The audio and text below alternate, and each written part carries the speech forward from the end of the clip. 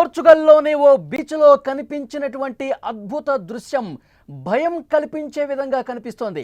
ఆందోళన రేకెత్తించే విధంగా కనిపిస్తోంది. ఇది దేనికి సంకేతం? తీరం వైపు ఒక్కసారిగా ఓ పెద్ద మేఘం దూసుకొచ్చేసింది.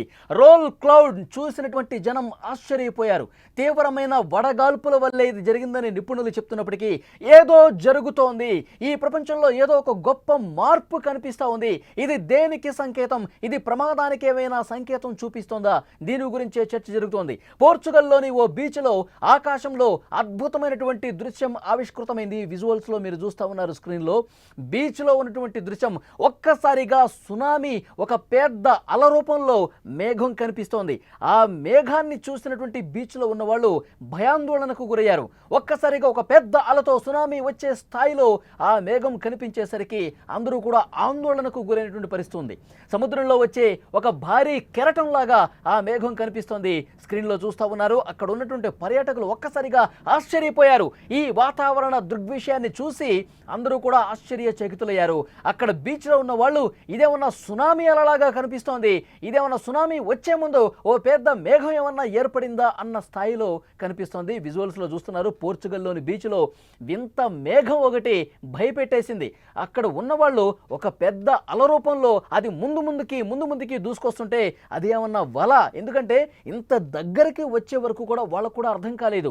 ఇది అల ఏమన్నా వస్తుందా, సునామీ ఏమన్నా వస్తుందా? ఎందుకంటే జూలైలో అతిపెద్ద సునామీ రాబోతోంది, దేశం పూర్తిగా సర్వనాశనం చేసేపోతుందని చెప్పి బాబా వంగా లాంటి వాళ్ళు అప్పటికే పెద్ద ఎత్తున ఇది ఒక వార్త ప్రచారం అవుతున్నటువంటి నేపథ్యంలో, ఒక భయం గొలిపేటువంటి పరిస్థితి ఉన్న నేపథ్యంలో ఇలాంటి మేఘం చూసేసరికి ముందుగా అది మేఘం అని కూడా వాళ్ళకి తెలియదు.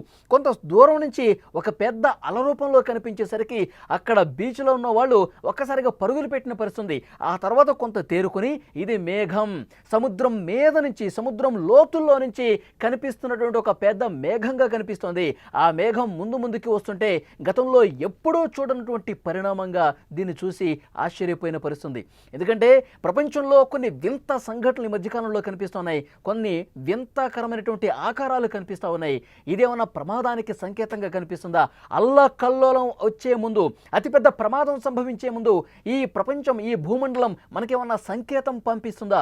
దీని గురించే పెద్ద స్థాయిలో చర్చ జరుగుతున్నటువంటి పరిస్థితి. ఈ మధ్యకాలంలో మనం చూస్తూ ఉన్నాము. బాబా వంగా ఏవైతే ఆ బుక్లో రాశారో, రియో తాత్సుకి ఏదైతే బుక్లో పొందుపరిచారో, జూలై 5వ తారీఖు అతిపెద్ద విపత్తు రాబోతోంది, అతిపెద్ద సునామీ రాబోతోంది. ఈ సునామీ 2011 సంవత్సరంలో జపాన్ను కుదిపేసింది కదా, దానికంటే 3 రెట్లు అత్యంత ప్రభావవంతమైనటువంటి సునామీ రాబోతోంది, జపాన్ని అతలాకుతలం చేయబోతోందని చెప్పి వార్తలు వింటా ఉన్నాం. ప్రపంచం మొత్తం కూడా చాలా ఉత్కంఠగా జూలై 5 కోసం ఎదురు చూసినటువంటి పరిస్థితి. ఈలోపే ఈ ప్రచారం జరుగుతున్నటువంటి సమయంలోనే అనేక చోట్ల కొన్ని వింత విచిత్రమైనటువంటి ఆకారాలతో వాతావరణం మార్పుని గమనిస్తూ ఉన్నారు. పోర్చుగల్ బీచ్లో అందరినీ ఒక్కసారిగా భయభ్రాంతులకు గురి చేసినటువంటి ఆ మేఘాన్ని మీరు చూస్తూ ఉన్నారు. అసలు సునామీయే వచ్చేస్తుందా, మనల్ని అందరినీ కూడా ముంచెత్తడానికి వచ్చేస్తుందా అన్న స్థాయిలో ఒక మేఘం ఎంత భయపెట్టిందంటే ఆ బీచ్లో ఉన్న వాళ్ళు షాక్ అయిపోయి, కంగుతినిపోయి తమ తట్ట బుట్ట అన్నీ కూడా సర్దేసుకుని దూరంగా పరిగెత్తాలన్నంత ఆలోచన కనిపించింది వాళ్ళకి. అంత భయం కనిపించింది. ఆ తర్వాత అది ఒక మేఘం మనకి దూరం నుంచి ఒక అలలాగా కనిపించింది, కానీ అది దగ్గరకు వస్తుంటే ఒక మేఘం. గతంలో ఎప్పుడు కూడా చూడనటువంటి ఆ మేఘం మనల్ని భయపెట్టిందని చెప్పి ఆ బీచ్లో ఉన్న వాళ్ళు చెప్పినటువంటి పరిస్థితి. ఈ మధ్యకాలంలో వాతావరణంలో పెను మార్పులు చోటు చేసుకుంటున్నాయి. ఇది దేనికి సంకేతం? చాలామంది మాట్లాడుతున్నారు, కొంతమంది పర్యావరణవేత్తలు మాట్లాడుతున్నారు, శాస్త్రవేత్తలు మాట్లాడుతున్నారు. ఎలాంటి ఇబ్బంది లేదని చెప్తున్నప్పటికీ కూడా ఎవరైతే భవిష్యత్తుకు సంబంధించి జోస్యాలు చెప్పారో, భవిష్యత్తు ప్రమాదకరంగా మారుతుందని చెప్పి జోస్యాలు చెప్తున్నారో, వాళ్ళు చెప్పినవి కొన్ని నిజమైనటువంటి పరిస్థితులు ఉన్నాయి. 2011 జపాన్ భూకంపం, అతిపెద్ద సునామీ, దీంతోపాటు కరోనా కూడా అందులో ఆ బుక్లో పొందుపరిచారు. రియో తాత్సుకి చాలా స్పష్టంగా 2021 సంవత్సరంలో అతిపెద్ద మహమ్మారి లక్షలాది మంది జనాల్ని చంపబోతుందని చెప్పి అందులో స్పష్టంగా రాస్తుంది. అది కట్ చేస్తే అది 100కు 100% జరిగింది. కరోనా మహమ్మారి ప్రపంచాన్ని ఒక కుదిపేసి వెళ్ళిపోయింది. అలాగే ప్రిన్సెస్ డయానా గురించి కూడా అందులో ఆమె మృతి వార్తకు సంబంధించి కూడా భవిష్యత్తును ఊహించి ఆ పుస్తకంలో రాసినటువంటి పరిస్థితి ఉంది. సో 2025వ సంవత్సరం ప్రమాదకరమైనటువంటి సంవత్సరంగా అందులో రాసి ఉంది కాబట్టి ఏ క్షణం ఏం జరగబోతుంది, ఎలాంటి పెను విపత్తు రాబోతుంది, ఈ భూమండలానికి ప్రపంచానికి ఏమైనా ప్రమాదం పొంచి ఉందా, ఇలాంటి వింత వింత ఆకారాలు చూసినప్పుడు ప్రజల్లో ఆ భయం అనేది కనిపిస్తుంది. అనేక దేశాల్లో భయం గుప్పిట్లో జనం బతుకుతున్నటువంటి పరిస్థితి కనిపిస్తుంది. ఫర్ ఎగ్జాంపుల్, గత కొన్ని రోజులుగా పరిస్థితులు ఒక్కసారి గమనిస్తే చైనాలో భీకరమైనటువంటి వరద బీభత్సం జరిగి చైనాలో చాలా ప్రాంతాలు బ్రిడ్జిలు కొట్టుకుపోయినటువంటి పరిస్థితి కనిపిస్తుంది. పెద్ద పెద్ద కొండరాళ్ళు కూడా పడిపోయి పెను విపత్తు సంభవించిన పరిస్థితి ఈ మధ్యకాలంలో మనం చూసాం.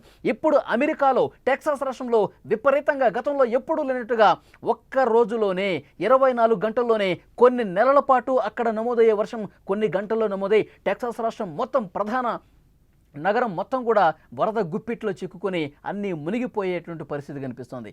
అంతకుముందు పరిస్థితులు మనం చూస్తున్నాం. అంటే ఈ ప్రపంచానికి ఏదో ఒక వింత మార్పు కనిపిస్తుంది. శాస్త్రవేత్తలు కూడా చాలామంది చెప్తా ఉన్నారు, నిపుణులు చాలామంది చెప్తా ఉన్నారు, ఏదో జరుగుతోంది ప్రపంచంలో. ఇలాంటి పెను విపత్తులు సంభవించే ముందు ప్రకృతి మనకి కొన్ని సంకేతాలు పంపిస్తుంది, దాంట్లో భాగంగా దీన్ని చూడాల్సినటువంటి అవసరం ఉందా అని మాట్లాడుకుంటున్నటువంటి చర్చ జరుగుతున్నటువంటి పరిస్థితి. ఇప్పుడు మీరు స్క్రీన్లో చూస్తూ ఉన్నారు, పోర్చుగల్లోని ఒక బీచ్లో ఒక వింత ఆకారం అందరినీ విస్మయానికి గురి చేసింది. ఇది నిజంగా 2025 సంవత్సరంలో జరగబోయే విపత్తులకు ఒక సంకేతంగా పంపించిందా ప్రకృతి అని కూడా మాట్లాడుకుంటున్న పరిస్థితి కనిపిస్తోంది. ఈరోజు జూలై 5 శనివారం జపాన్లో ప్రజలందరూ కూడా ప్రాణభయంతో వణుకుతున్నటువంటి పరిస్థితి. కొన్ని నిజాలు జరిగినాయి కాబట్టి, భవిష్యత్తు ఊహించిన ఘటనలు కొన్ని జరిగినాయి కాబట్టి ఇది ఏమైనా జరుగుతుందా, దీనికి బలం చేకూర్చే విధంగా అక్కడ టొకారా దీవుల్లో పెద్ద ఎత్తున భూ ప్రకంపనలు, ఇప్పటికే 1000 సార్లు భూమి స్వల్పంగా కంపించింది అంటే ఇది కూడా ఒక సంకేతం ఏమన్నా పంపించిందా, అతిపెద్ద ప్రకంపన రావడానికి, అతిపెద్ద సునామీ రావడానికి ఇదేమన్నా ప్రాథమిక స్థాయిలో సంకేతం పంపించిందని కూడా చర్చ జరుగుతోంది. సో ఇలాంటివన్నీ చూసినప్పుడు నిజంగానే భవిష్యత్తుకు సంబంధించి ఏవైతే ప్రమాద సంకేతాలు జోస్యాలు చెప్పారో అవి ఏమైనా నిజమవుతాయా అన్న ఒక ఆందోళన చాలామందిలో కనిపిస్తుంది. ఇప్పుడు పోర్చుగల్లో కనిపించింది కూడా అలాగే చూస్తూ ఉన్నారు చాలామంది. అందుకే ఇప్పుడు జపాన్కి పోవటానికి కూడా భయపడుతూ ఉన్నారు. జపాన్లో పర్యాటకం 83% పూర్తిగా కిందకి పడిపోయింది. అక్కడికి వెళ్ళాలంటే భయపడుతున్నారు. అక్కడ టొకారా దీవుల్లో ఉన్నవాళ్ళు, అక్కడ స్థానికంగా జీవనం సాగించే వాళ్ళు ఇతర ప్రాంతాలకు కూడా తరలిపోయి సురక్షితమైన ప్రాంతాలకు బతికుంటే మళ్ళీ వద్దాం మన ప్రదేశానికంటూ జూలై 10 తర్వాత మళ్ళీ వద్దామంటూ చాలామంది తమ పర్యటనలు వాయిదా వేసుకుని తమ సొంత ప్రాంతాలను కూడా వదిలేసి వెళ్ళిపోయినటువంటి పరిస్థితి ఉంది. సో డెఫినెట్గా ఇలాంటి వింత వింత ఆకారాలు, ఇలాంటి పరిస్థితులు ప్రపంచవ్యాప్తంగా చాలా చోట్ల కనిపిస్తున్నాయి. సో అక్కడి ప్రభుత్వాలు చెప్తున్నాయి, ఇవన్నీ కూడా శాస్త్రవేత్తలు కూడా చెప్తున్నారు, అన్నీ కట్టి పెట్టండి, ఇలాంటి ఆలోచనలు మానుకోండి, ఏమీ కాదు ఈ భూమండలానికి. ఏవో ఊహించి కొంతమంది రాస్తూ ఉంటారు కానీ అవి 100కు 100% జరగవు. కొన్ని జరిగాయంటే తాత్కాలికంగా వాళ్ళు 100 చెప్తే 4 జరుగుతూ ఉంటాయి. కానీ దీన్ని లైట్ తీసుకోండి, యథావిధిగా తమ పనుల్లో నిమగ్నం కాండి అని చెప్పి శాస్త్రవేత్తలు కూడా కొంత ధైర్యం చెప్పే ప్రయత్నం చేస్తున్నారు. కానీ అక్కడ స్థానిక ప్రజానికం మాత్రం భయాందోళనతోనే కాలం గడుపుతున్నటువంటి పరిస్థితి ఉంది.